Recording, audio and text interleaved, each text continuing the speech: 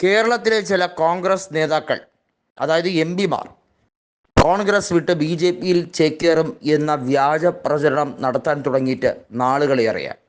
2014 മുതൽ തന്നെ ശശി തരൂർ കോൺഗ്രസ് വിട്ട് BJPയിൽ ചേർന്നേക്കും എന്ന് ഊഹാപോഹം കാറ്റിൽ പടർത്താൻ തുടങ്ങിയിട്ട് നാളുകളേറെയായി.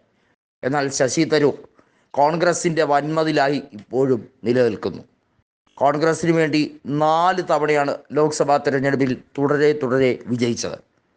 അതിൽ എടുത്തു പറയേണ്ടത് 2014 ഒ രാജഗോപാലിനെ പരാജയപ്പെടുത്തിയതും, 2019 കുമ്മനം രാജശേഖരനെ തറപറ്റിച്ചതും, 2024 രാജീവ് ചന്ദ്രശേഖരൻ്റെ അധികാര ഹുങ്ക് 8 നിലയിൽ പൊളിച്ച് കയ്യിൽ കൊടുത്തതുമൊക്കെ ഇതിൻ്റെ ചെറിയ ഒരു ഉദാഹരണം മാത്രമാണ്.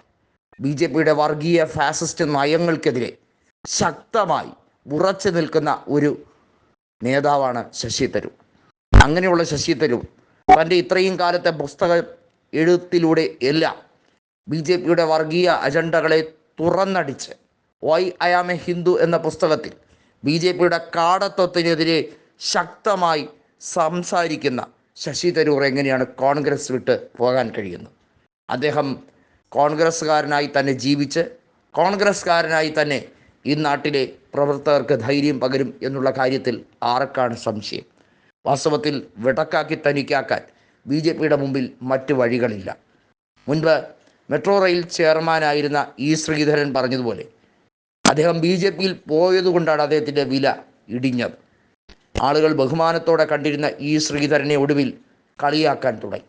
ജനങ്ങൾ പുച്ഛിക്കാനും പരിഹസിക്കാനും തുടങ്ങി. അതിനെല്ലാം കാരണമായത് പാലക്കാട് തെരഞ്ഞെടുപ്പിൽ BJP സ്ഥാനാർത്ഥിയായി മത്സരിച്ചത് കൊണ്ട് മാത്രമായിരുന്നു എന്നുള്ളത് യാഥാർത്ഥ്യമാണ്. ശ്രീധരന് പോലും ജാതി വെറി ഉണ്ടായിരുന്നു എന്നതാണ് വാസ്തവം. ബ്രാഹ്മണാധിപത്യം കൃത്യമായി കാത്തു സൂക്ഷിക്കുന്ന രാഷ്ട്രീയ ഹുങ്ക് ശ്രീധരനെ പോലുള്ളവർക്ക് ഇപ്പോഴുമുണ്ട് എന്ന് അതുകൊണ്ടാണ് ഷാഫി പറമ്പിൽ കൃത്യമായി പറഞ്ഞിരിക്കുന്നത്. വാസ്തവത്തിൽ അതുതന്നെയാണ് ഇപ്പോഴത്തെ ഇന്ത്യൻ രാഷ്ട്രീയത്തിൽ ഏറ്റവും വലിയ ഭയത്തോടെ കാണേണ്ട ഒരു കാര്യവും. അതായത് ജാതി രാഷ്ട്രീയം, വർഗീയ രാഷ്ട്രീയം, മനുസ്മൃതി കൊണ്ടുവരൽ, ചാതുർവർണ്ണ്യം, ഇതൊക്കെയാണ് BJPയുടെ മുമ്പിലെ ഹിഡൻ അജണ്ടകൾ.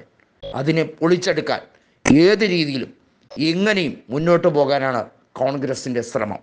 അതിനെ എല്ലാ രീതിയിലും ഊട്ടിയുറപ്പിക്കാൻ ശ്രമിക്കുമ്പോൾ കൃത്യമായും ന്യൂനപക്ഷ സ്നേഹം എന്ന് പറഞ്ഞ് കോൺഗ്രസിനെ ഒതുക്കാൻ BJP എല്ലാ തരത്തിലും ശ്രമിക്കുന്നുണ്ട്. ഇത്രയും കാലം അത്രയും ദളിതരെ അടിച്ചൊതുക്കിയും അവരെ ഉപദ്രവിച്ച് നടന്ന നിരവധിയായ സംഘടനകൾ BJPയുടെ പോഷക സംഘടനയായി നിലനിൽക്കുന്നുണ്ട്. അവരുടെയൊക്കെ തീവ്രമായ ശ്രമം ഈ നാട്ടിൽ വീണ്ടും ചാതുർവർണ്ണ്യം കൊണ്ടുവരിക എന്നുള്ളതാണ്. അതൊരിക്കലും ഇനി നടക്കില്ല എന്ന് ഉറപ്പിക്കുന്ന രാഷ്ട്രീയമാണ് കേരളത്തിലും അതുപോലെ ഇന്ത്യയിലും കോൺഗ്രസ് പ്രവർത്തകർ നടത്തി വരുന്നത്.